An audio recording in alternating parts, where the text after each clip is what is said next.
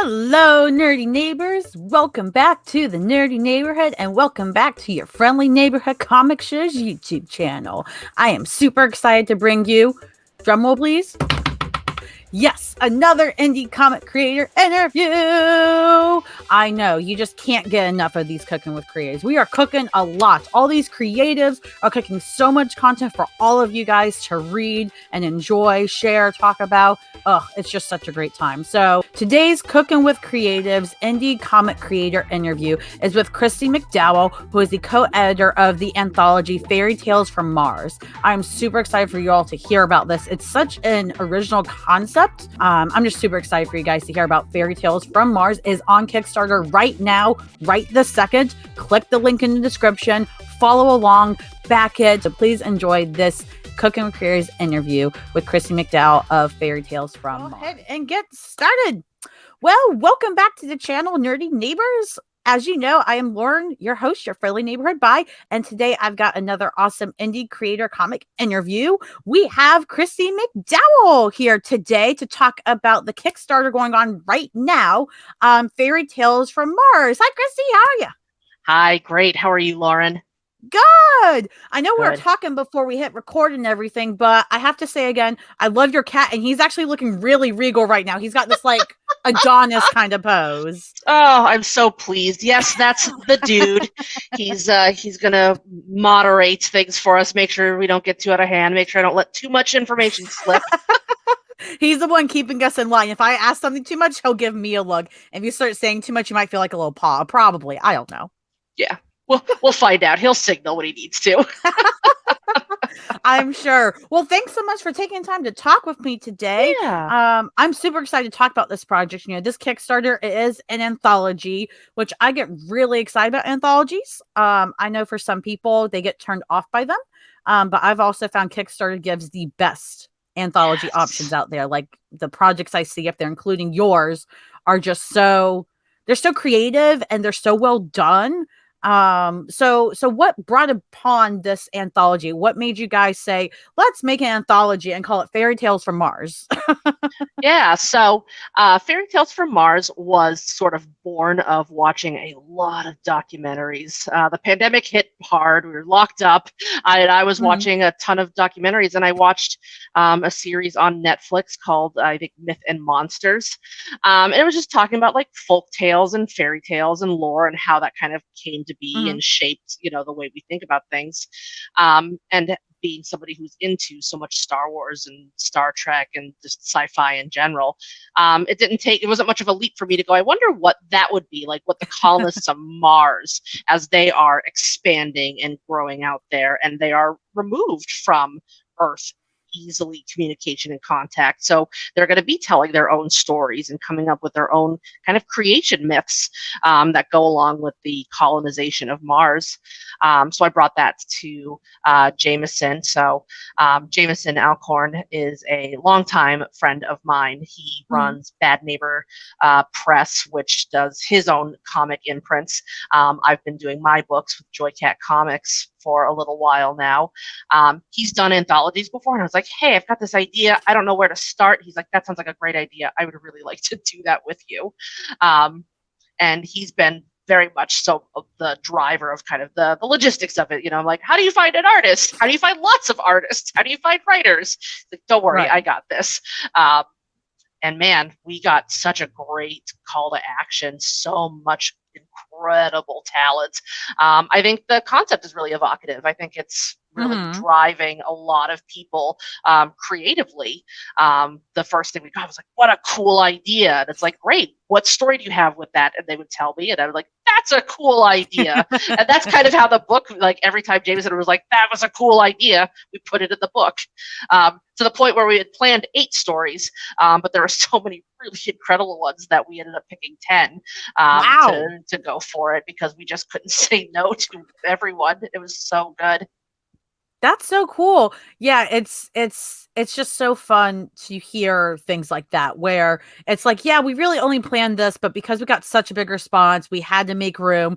I know I have made the mistake of making a sarcastic comment about like, yeah, I need an artist. And then you have to either delete the tweet or mute everything because you get this flood of bots and you can't tell them between the real people. So it's cool that you actually got lots of real people and not like just a gazillion bots or weird things, Jameson, Jameson did a good job in terms of kind of doing that call to action where we asked for actual, so not just pitches, but we actually asked for scripts and for finished work so that we could really filter based on that, because we knew we wanted to kind of pull the trigger on it in a way that was going to make sense and to kind of weed out a lot of that kind of thing. Because like I said, he's done this before. So he, you know, when he did his pub crawl anthology a few years ago, you know, he's run that race already, kind of figured out what, you know, that flood was like and how to kind of combat that. And as such, I mean, gosh, there was nobody that we said no to where we were like, this is not a fit, or this is not good, or this is, it was really just like, man, everything is incredible. Right. Here's like the most incredible out of the incredible that we got. And that's subjective because like there's some great things that we had to say no to that like, man, we wish we could have made 2 books. Right. Yeah. Sometimes I kind of feel like with these projects, particularly anthologies, where I hear similar things from other creators where they're like, yeah, literally there were hardly, if any, disappointing or not as great ones. Everything was up there. We just had to really pick the best of the best. Sometimes I kind of feel like it's like with Taylor Swift's folklore album. It's like just release the extras on Evermore later. Just give us that. Like, we'll take it. Like we'll still enjoy it. It'll be great because, you know, I wish it could work out that way, but unfortunately, doing that means funding and more pushing, and Kickstarters are very exhausting. But they're worth it. Have you done a Kickstarter yourself before? Yeah, so a bunch of years ago, with Joycat Comics, my buddy Sean Ian Mills and I made Gamer Girl and Vixen. It is a graphic novel about 2 supervillains in love.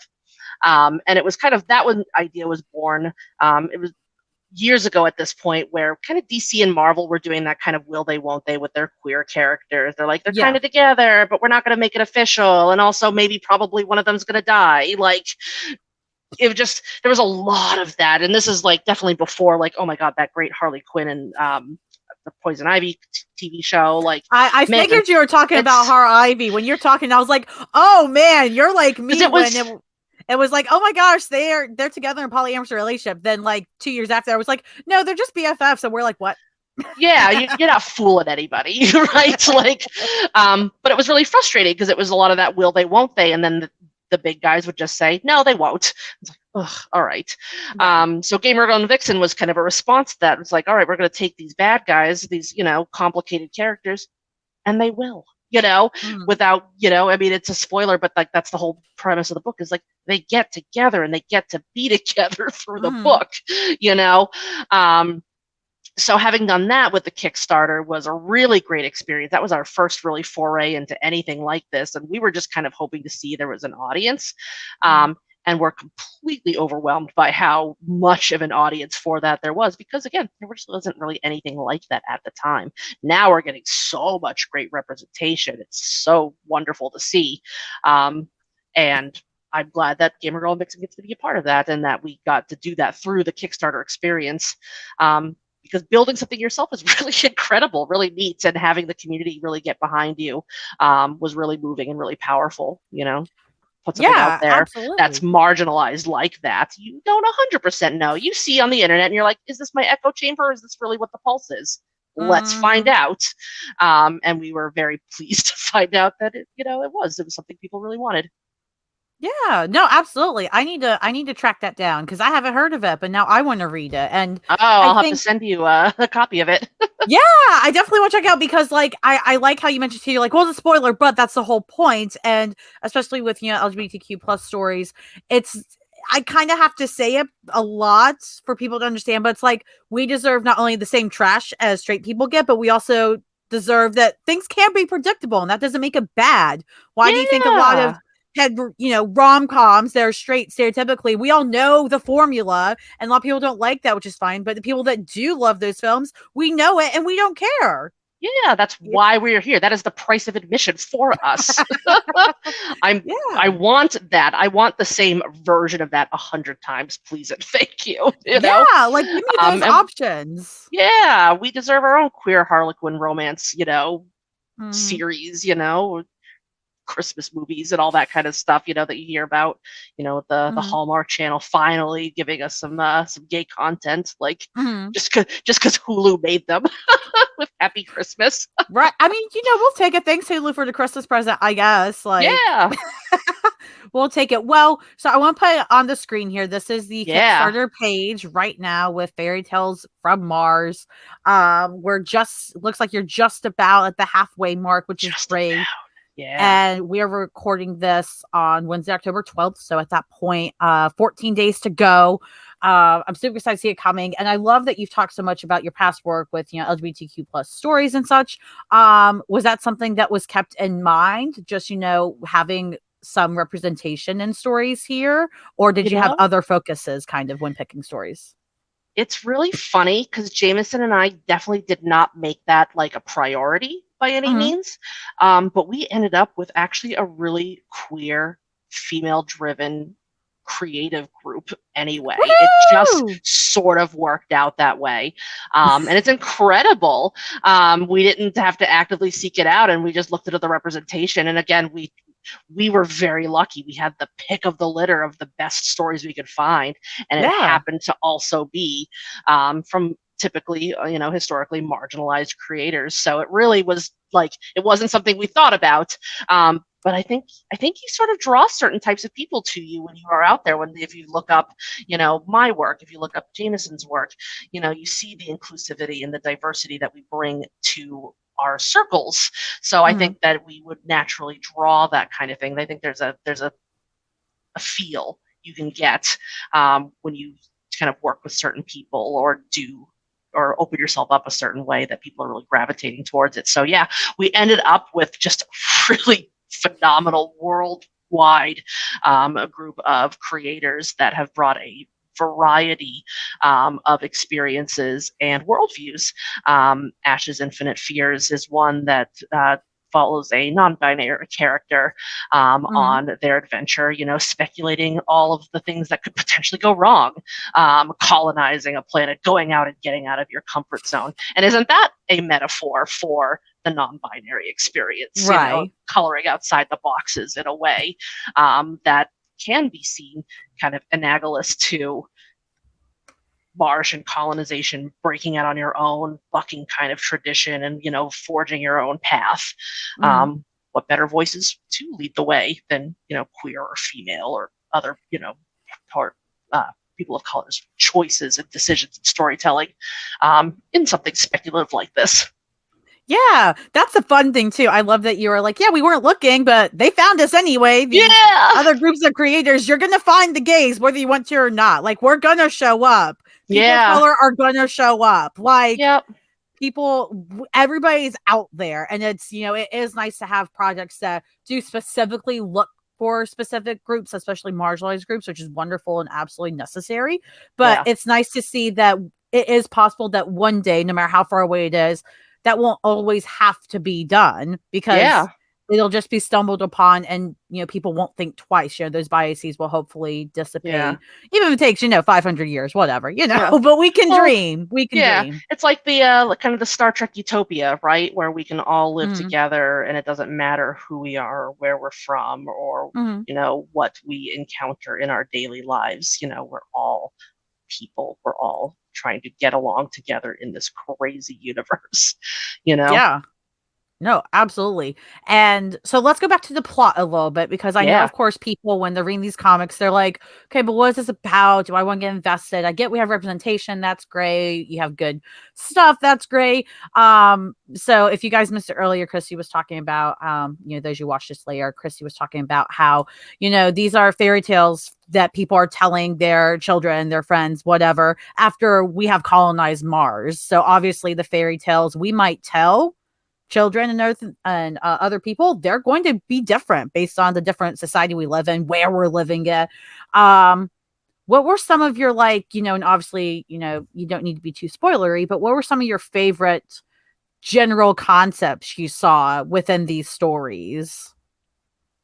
So a lot of the stories, and that was actually because of like we had such great um, turnout in terms of submissions for this particular project, we ended up finding things that had a lot of themes of becoming who you are. So you at the end, you are one thing, Mhm. and there's kind of a metamorphosis throughout the course of the story, and that is kind of that idea that you change, you become removed. And honestly, like think about the pandemic. How different are you from 2 years ago when this thing broke to suddenly being on your own a lot, removed from your friends and your family and the people that have traditionally brought you comfort? What Mhm. new things did you develop and do, and habits did you create in order to cope with that? And a lot of these stories kind of echo some of those themes.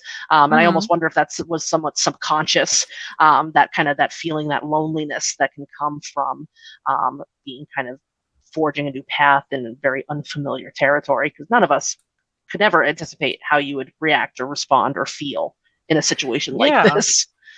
No, absolutely. And, that was one question I was going to ask you as well is, what makes a fairy tale? Because again, we can sit here in English class talking about, well, this and this and this, but the fact that you just said that that was kind of overlying an overarching theme for your stories here.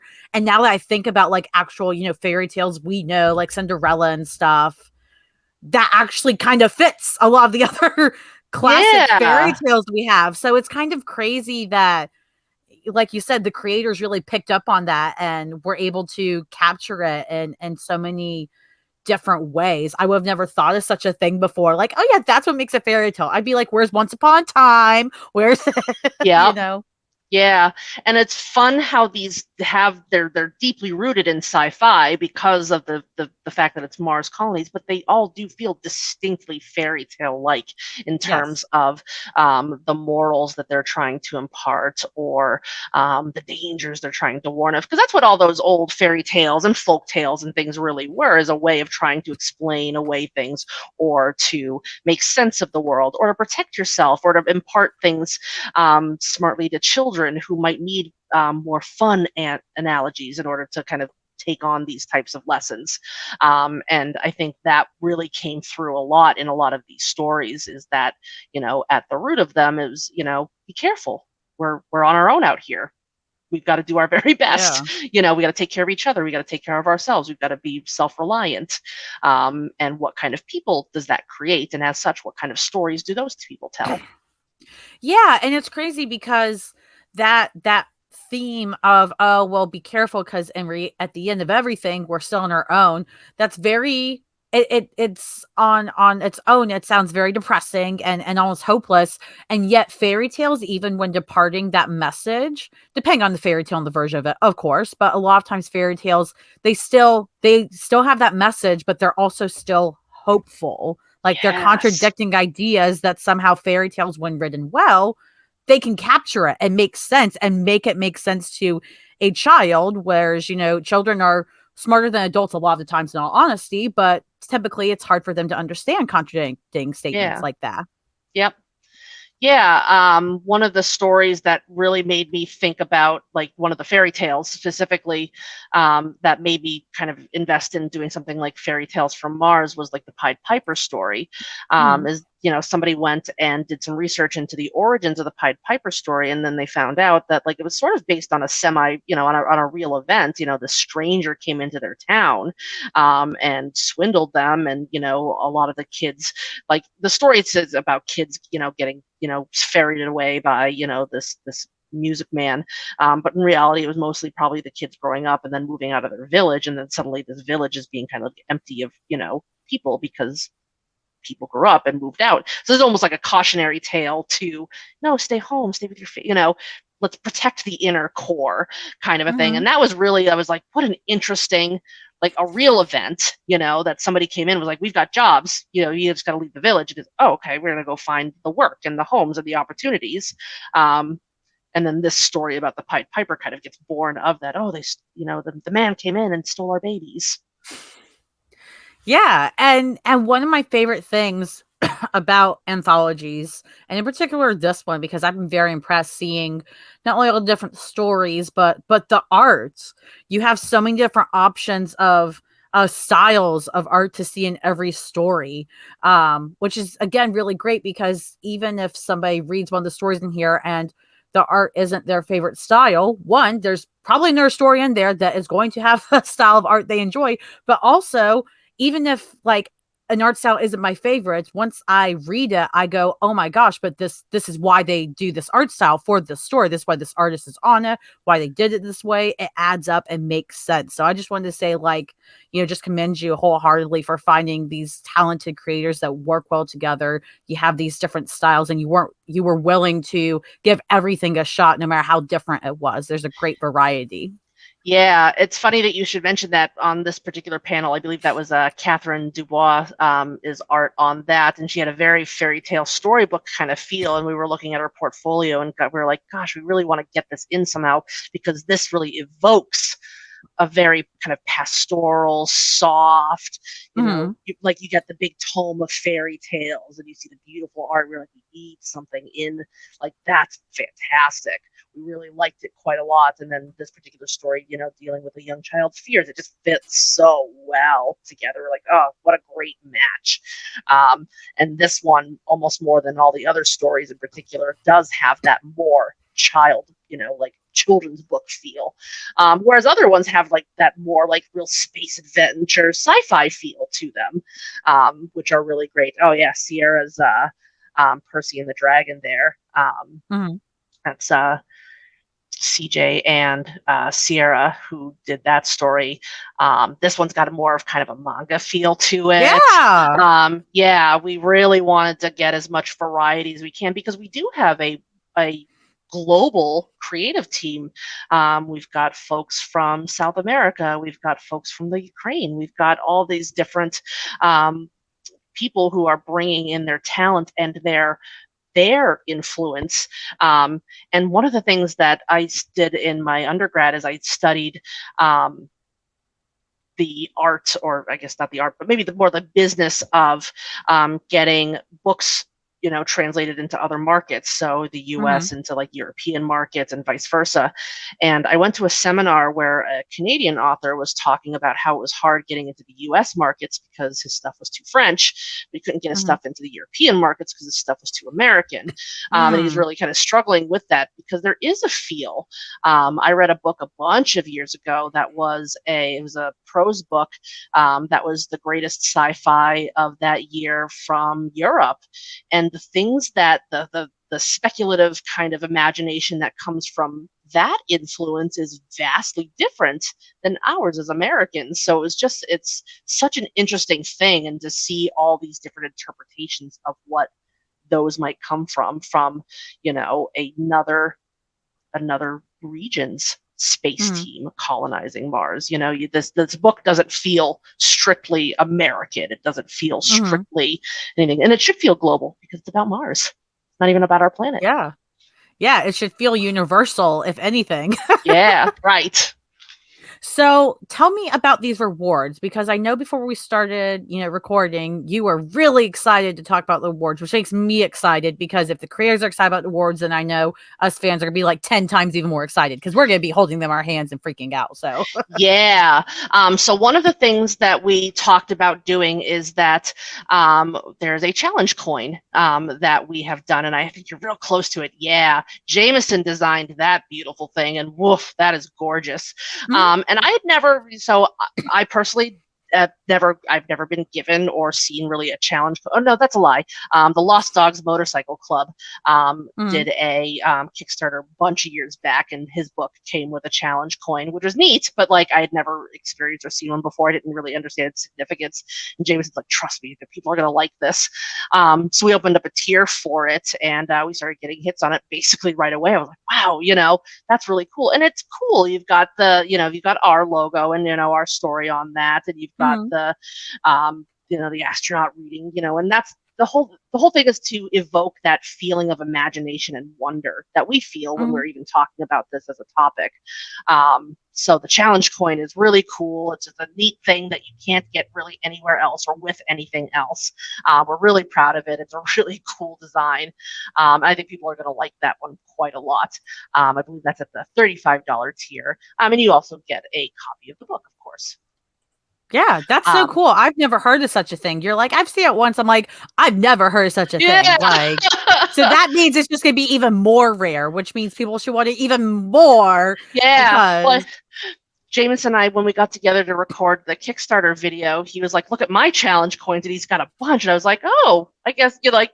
I didn't realize that was a collector's thing, Mhm. but he's got a number of them from a lot of different things, not just comic book projects, but from like different tours that he's done and all this kind of Mhm. cool stuff. And I was like, "Well, that's really neat. Can you imagine having, a collection of these things that you've kind of gathered from all over the world, and then you've got this, coin depicting the future of imagination? Like, Mhm. totally rad."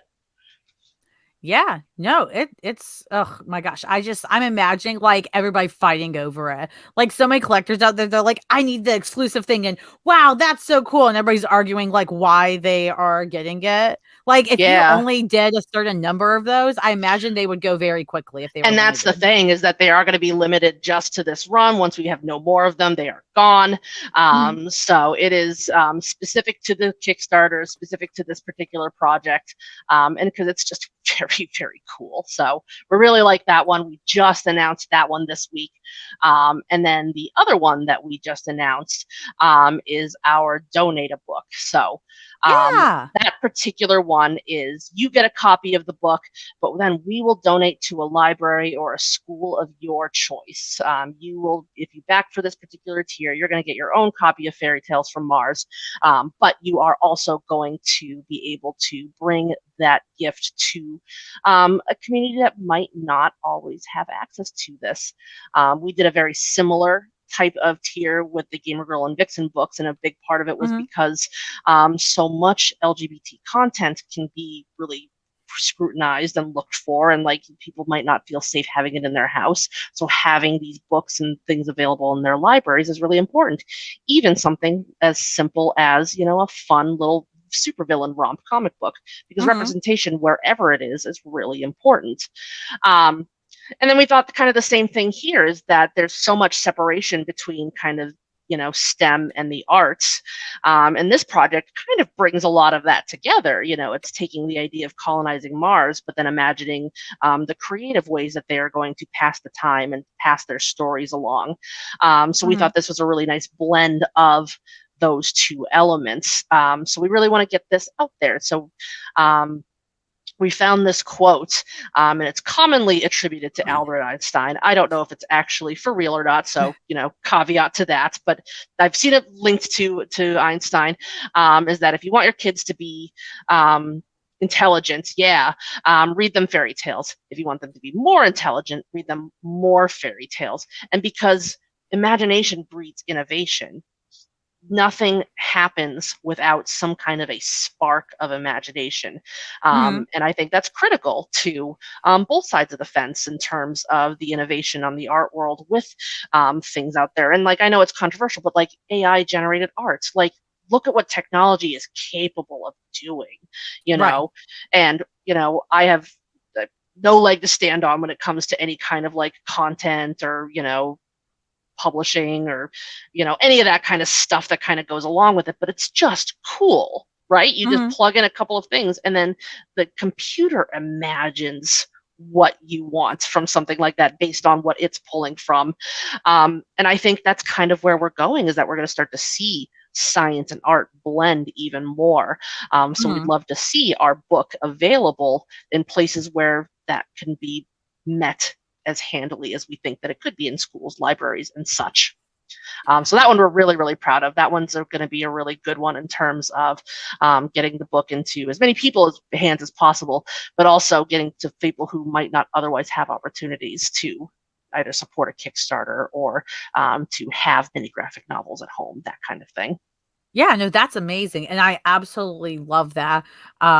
I really hope a lot of people donate to that tier as they're able to, of course, because that's going to make all the difference. Like you said, a comic is a comic. Get it out there. Get it to anybody of any age. They can be 85. They can be 5. It does not matter. Obviously, make sure it's appropriate if they're certain age, but like get it out there to them because exposure is everything. Even if they get one comic, they flip 2 pages and they think they're done. Well, now they know what a comic is and they've seen it. Maybe in 5 years they'll revisit it. So Yeah. props to you guys for doing that and taking the time to, because that does take a lot of time and coordination in addition to everything you're already doing for the Kickstarter. So the fact that y'all are willing to go that extra mile as well is really amazing. So I absolutely love that. It makes all the difference. Yeah, it truly does. Yeah, it's so great to see, especially because even though we were talking about earlier the theme of like, well, in this world, you're still alone no matter what. That doesn't mean that we still can't be there for each other as much as we possibly can. Well, So. and in fact, we've really proven that in a lot of ways, how resilient and how prone to connection we are. Look at like the advent of all of these services that already existed out there, but that really ramped up their game. The Zoom, the Twitch, Discord, like all of these services, coming together to make it easier to connect to people. When Netflix did their, share, streaming together so you could just watch stuff on the computer Yeah, I watch together with parties. people. Yeah, really was like finding creative ways to come together, and that is a lot about what this whole project has been about, is finding those creative ways that bring us together, even as far as the fourth rock from the sun. Yeah, no, absolutely. I completely agree. And that is my other favorite thing about anthologies is that they bring not only one creative team together, but so many. It's really a collaborative effort. And that's why I'm even more amazed when, those of you guys that put the anthologies together, edit them, make everything work well together, make it go with your theme or whatever's going on. I love seeing that result. And it really shows that collaboration is more than just like, oh, hey, cool. I love your work here. Okay, bye. Yeah. It's really a community. So it's really cool to see that, both obviously with this campaign and things like that, but also just I'm excited to read it in the book. Like I'm just super excited to read it myself when I read my copy. I have no qualms that it's going to be really, really great to read. I'm expecting some things to make me laugh. I'm expecting things to be really good and intense, and then I'm expecting something to make me cry. So I'm ready for the roller coaster. I am ready, Kristi. You will not be disappointed. We've got a little bit of everything. There's a little bit of romance, a little bit of mystery, a little bit of, traditional, like childlike wonder, lots and lots and lots of exploration of the Red Planet, so many different interpretations of it. It is so fun to see somebody take a concept and then see 10 other groups of them taking that same concept and imagining them in their image and their vision. And that's making the comics in the first place. Like prior to this anthology, I've been primarily a writer. So to see my words get translated by an artist on the page is just magical. So this process, taking even one step back and pairing these people or teaming these people up together to create something that is bigger and more beautiful than any of us could have imagined alone, has just been an incredible experience. And every artist that and creator that's on this particular book has just been a dream to work with. So enthusiastic, so mindful of the project. It's been really just a treat to work with a lot of these people.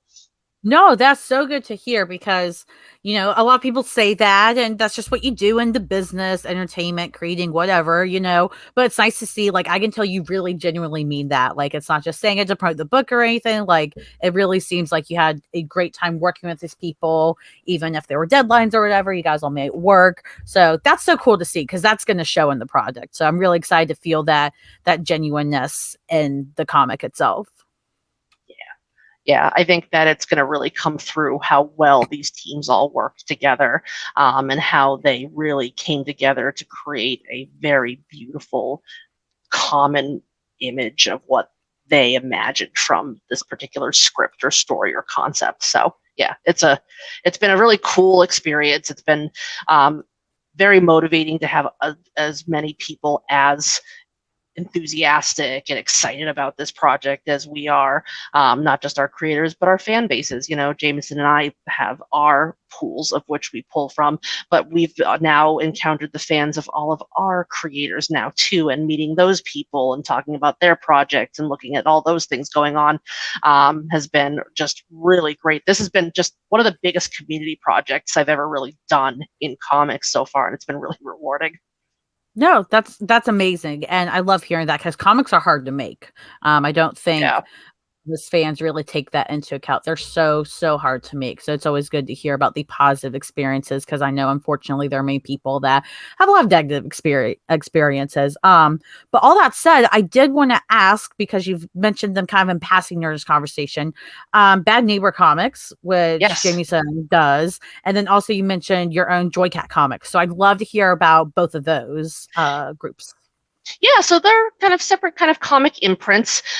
Jameson runs Bad Neighbor, and that is his project through which he has done his pub crawl anthology, which was taking, bar stories, that we've gathered from a number of folks, and telling those in comic form, which is just a beautiful, cool book all by itself.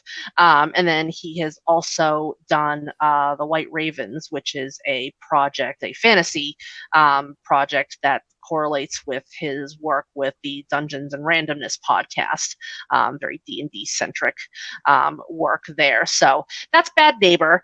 And then Joycat Comics is a project that, again, my friend Sean Ian Mills and I put together after kind of looking around at the landscape and being like, well, if Harley and Ivy won't get together, then I guess we'll do it ourselves.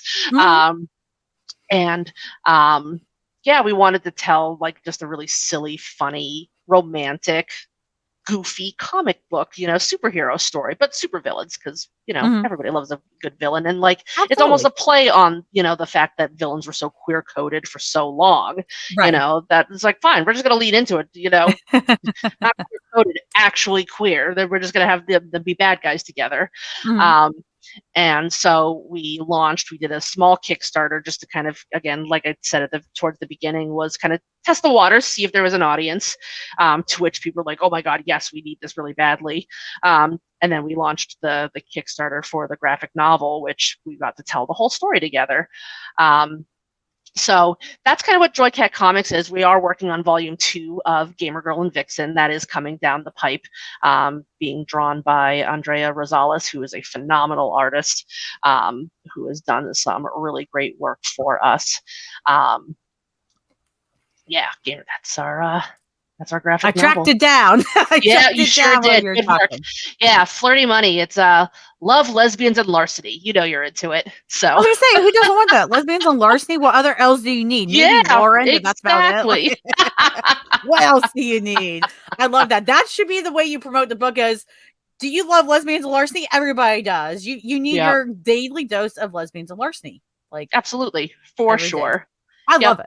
We wanted to write a comedy. Silly, fun, have a golden age feel with like a modern story, and I think we really did that with Gamer Girl and Vixen. And volume 2 is actively being worked on, so that's through the Joycat family there. And then this particular project is kind of a blend of that. We're taking Jameson's and Bad Neighbor's anthology experience, and then taking kind of my speculative experience and putting it all together to make a fun project together. I'm so excited, and like that cover just looks so fun, and the fact you're like has a golden age feel with that's the exact kind of thing I want to hear. So I'm very excited. We wanted it to be campy and silly and bright, because like I'm a little bored of the grim and gritty superhero. Even with bad guys, like we put them in pink and blue costumes because we just were tired of the darkness all the time. Like it doesn't have to be like that, especially for queer stories. All of our stories are so dark most of the time. They are, and it's like the 1940s or 50s or something. Oh my gosh, all the period pieces. Yep. My gosh. Listen, 200's enough. We do not need any more for the next 50 years. I promise you, it is overbooked. Yep. Bring in the lesbian slapstick and the Right, bring in the lesbian gay slapstick and the dancing mysteries lobsters. Bring them in. yeah. Yes.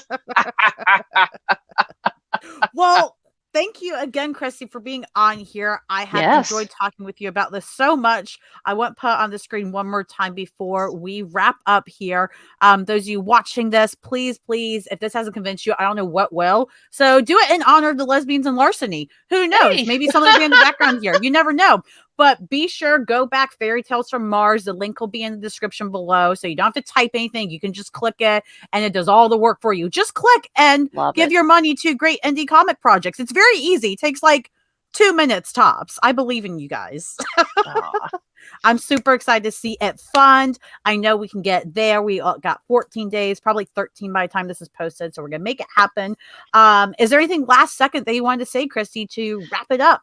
Yeah, last second is that if we get to the exact halfway point, of which we're very close, 6,000, I think it's 6,200. If we get there, we are going to release one of the higher tier commissioned art images that we finally just got in, and it is beautiful. So you're definitely going to want to see that. So if we can get to the 50%, we're going to reveal what you get when you get that 11 by 17 commissioned art. It's going to be gorgeous. Everybody loves commissions. Everybody loves original art commissions. Y'all can get what you want. I'm sure whoever this artist is going to be amazing. Like, I'm so excited hearing that because everybody loves a commission. Totally. Absolutely. And they're going to really, I literally just saw it for the first time today and it just took my breath away. It's so good. I'm so pleased. That's amazing. Awesome. Well, obviously, guys, check out the Kickstarter below. Do it, or else I will throw my bisexual rage at you, and you don't want that. No one wants that. It's just, it's not a good day then. So just go back at Kristi, plug yourself away. Where can we find you? Plug anything else you would like to. Yeah, you can find me online at the Twitter at Kristi McDowell. Very easy to find. You can find us, my Gamer Girl and Vixen, at www.gamergirlandvixen.com. But most importantly, you can find Fairy Tales from Mars on Kickstarter, of which we are almost halfway there. Almost. It's going to get there. We're going to cross that by like Thursday, Friday, Kristi. It's going to happen. Yeah, I think so. I'm ready. I am too. Oh my gosh. Well, thank you so much again for being here. I appreciate all your time. I know you've got 1,000 things to do. Those of you watching, thank you so much for tuning in. Please go check it out. Share it with your friends. Get everybody else to join in. Whether you can donate at the highest tier and get these giant cool rewards, or whether you just get a digital copy, every piece of support matters. It adds up. Do it, share it, get it, please. It is worth it. And we'll see you guys next time on your friendly neighborhood comic show. I hope you backed it. I hope you did. If you haven't yet, because you're just so into the interview and you enjoyed the conversation so much, just like I did, totally cool. Click the link in the description. Go back Fairy Tales from Mars. It's on Kickstarter right now. And as I mentioned in the interview, every little bit counts. So whether you are getting a digital copy, whether you're getting one of the bigger tiers, whether you're getting a commission, whether you're getting the challenge coin, it doesn't matter. Support is support. Please like, share, subscribe to this channel. Please make sure you share the Kickstarter with your friends. It really makes all the difference. Let's keep supporting these indie creators. Because you never know. I know so many comic book fans, we end up becoming comic book creators ourselves. So please make sure you show that same support that you also would like to see for your own projects if you make them in the future. It makes all the difference. Thank you so much again for tuning in, and we will see you next time in the neighborhood on your friendly neighborhood comic show.